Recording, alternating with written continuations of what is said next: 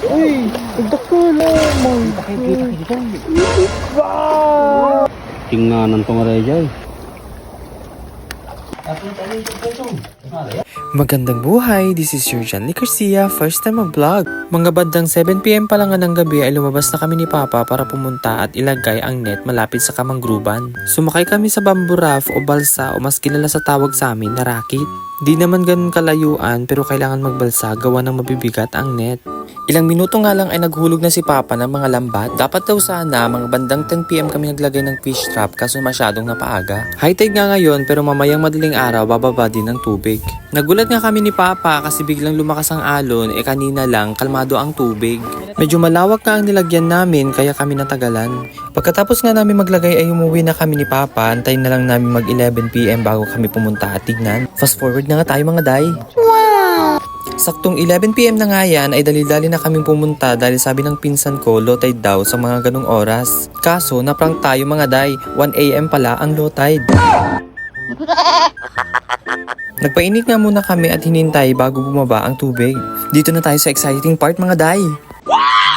Bumaba na nga ang tubig kaya isa-isa na namin ang lambat kung may mga nakuha na. Sobrang saya sa pakiramdam, ang daming isda. Iba't ibang klase nga ng isda at alimango ang nakukuha namin pero di namin nakalain na makakadami kami.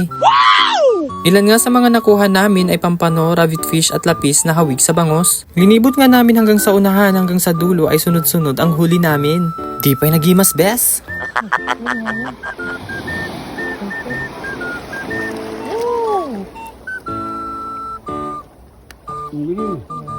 At nung makarating kami sa dulo ay di namin to inaasahan. Medyo malakas na nga ang alon kaya sa tingin namin wala na kami makukuha sa bandang dito. Malapit na kami sa huling lambat na nilagay namin kaya napapaisip ako baka wala na. Matagal na nga din kaming di nakapagpupok at ngayon lang na naman ulit. At di nga namin inaasahan na ganito ang makukuha namin, sobrang lalaking isda. Panoorin mo na lang day, Kimi. Uy, nagdakil wala nakita guard.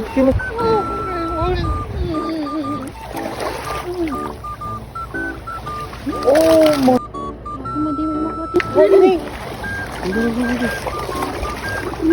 Wow! Pamagkita pa ba? Kita na kaya.